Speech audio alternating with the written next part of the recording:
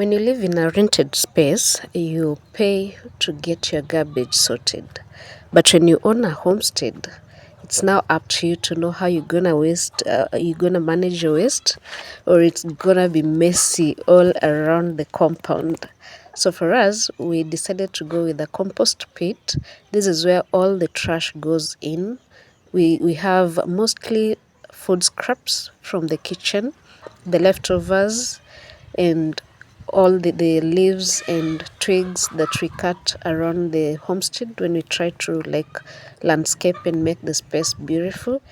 And this is where it all goes. So what happens is we just dig a compost pit and then we throw in all the dirt, and at some point we burn the non-biodegradable ones like these ones. But of course some of them have already been integrated into the dirt, so we don't really get all of it out because we don't do it like on a daily basis. This is like the easiest way to manage your waste, because for one, it doesn't really smell around the compound, and then the chicken help themselves to the leftover foods. We have Kenyeji chicken, the free range ones that just walk around and scramble for food, for leftover foods and grass, and they eat like anything they can get their beaks on.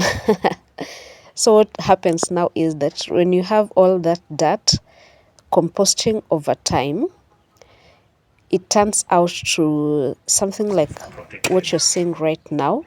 It's like soil. It turns to soil because it composts, because it composts over time slowly. This is like 1 year later. We decided to be digging it up after every 1 year, and this is what we get. So this is not just soil. This is pure organic manure, because all the dust, all the dirt, and all the twigs, and all the leaves, and all the food scraps have already composted down fully, and now they turn into very, very rich soil. So we are digging up that rich soil to enrich our garden with, because it acts as an alternative to fertilizers. So we're going to now take it all to our garden, and this is what we have right now. We had someone dig it up and they put it in the garden. We've tried to collect all the paper bags and the non-biodegradables aside, even stones, and then we remain with our really, really rich soil. So this part of the garden has not been performing really well, and so we thought, let's just spread this over it. What we did is we used herbicides to kill the grass, because there was this perennial grass that really makes work difficult, in especially weeding. And then after that we burned all the dry material. That helps because now it kills even some of the seeds of the weeds that normally make our place right here a mess to control weeds. And so after enriching the soil, it's now time to transplant our tomato seedlings. We've been nursing this nursery during the dry season, and this is the beginning of the rain season, and they're ready for transplanting. This is Ansal F1.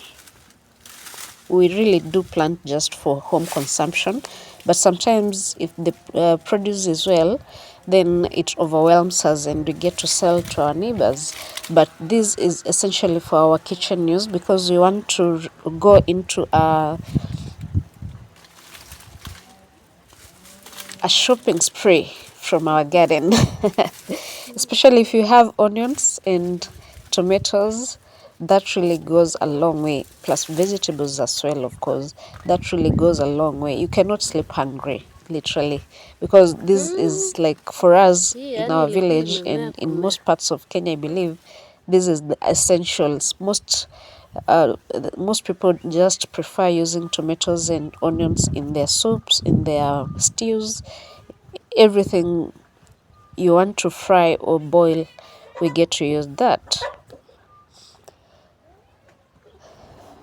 But now, because the kind of compost that we make for ourselves is not really enough, we also get to purchase more compost. We turn other people's trash into treasure, so to say, because this is now cow manure. So the other part, the other compost from our food scraps, we use to plant the tomatoes.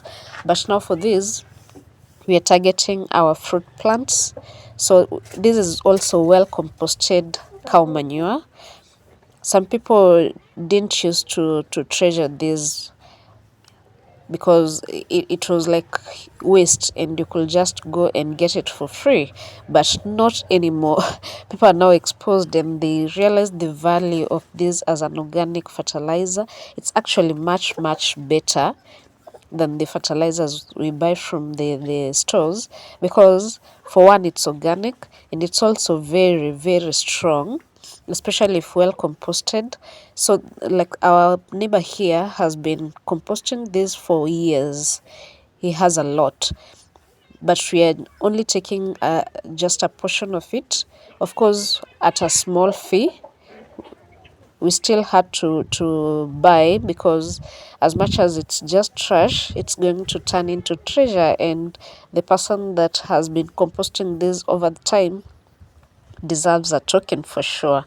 And for him, he uses this for all his planting purposes, because he has a big shamba where he plants maize, and this is what he literally uses. Even where we're standing, it's a garden of vegetables and they're doing really well. So the thing is, this thing has been composting for a very long time, and the latest ones you can still see that it's not fully composted. I decided to go with that one because I'm a doubting Thomas, and I like to see some of it remaining when it's not fully composted, lest I buy only soil. Because some of it has been here for the longest time, probably has been leaching most of the nutrients, but this latest one is better because at least we can see that it surely is cow manure.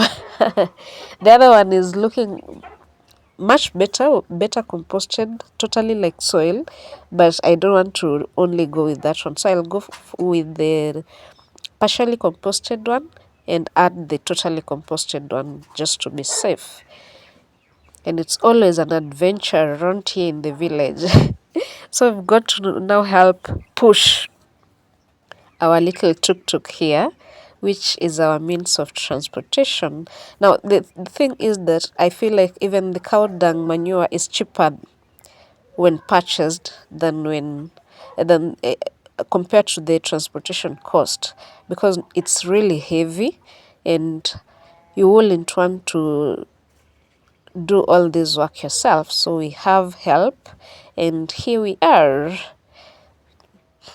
It's faster, it's more convenient, but of course at a fee, and it also gets the work done better because you don't have to supervise for a long time.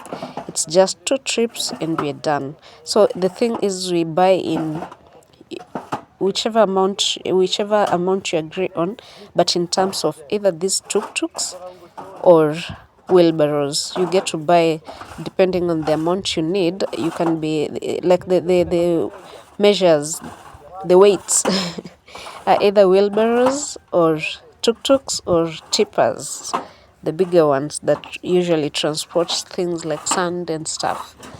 But I decided to go with this one because it's more convenient. The place is not really far, it's just a neighbor. And now we're going for the second trip. Our fruit trees are really going to appreciate this for sure. I love the fact that we have access to this kind of organic manure, because otherwise it will make organic farming really hard.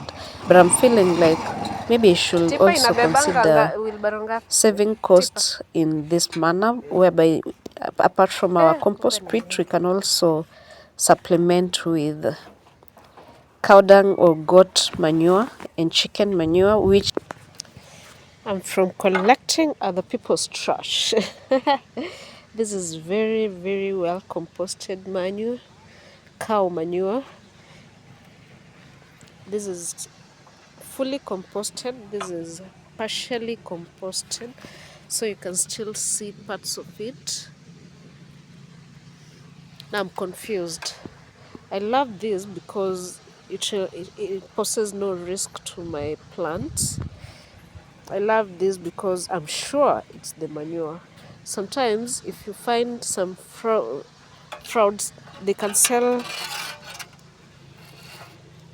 it looks so much like just simple soil, rich soil. So they can sell something that's not really manure. I'm not very sure about how to tell whether it's been mixed with soil or not, but that one I'm sure it's fully manure. But this one will be safer to put right away. I'll have to wait until there's enough rain for me to put that over there. Because if I risk, then I risk my plants. Apparently, some people have been coming in to the garden through a pathway that I've just noticed today, sadly. So we just did a shortcut. This is not the route we usually use because our garden is just over here. So instead of going through our usual route from our home to the garden, we are doing it over the fence for ease of access, because our target for that manure are the apple trees. Anything else that gets some bit of manure should count itself lucky. But the target population are the apples, and they're looking quite good from this side. We also have some composted organic manure from our food scraps, kitchen scraps at home. It's well composted. We've been composting it for over a year now, so that will also go to the garden. I'm feeling positive about this. Can't wait for the rains to start feeding the plants. Those are like 25 wheelbarrows or 2 tuk-tuks. We'll definitely not do a wheelbarrow each because we have more than 25 plants here. But because we've been putting every manure every time there's rain, I'm sure whichever boost we give it will go a long way.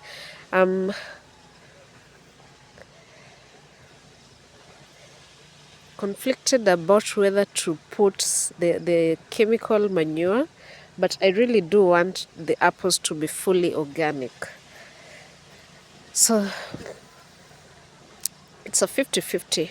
Maybe I'll do the organic, the apples will be fully organic and all the other plants can have the other manure, because I feel like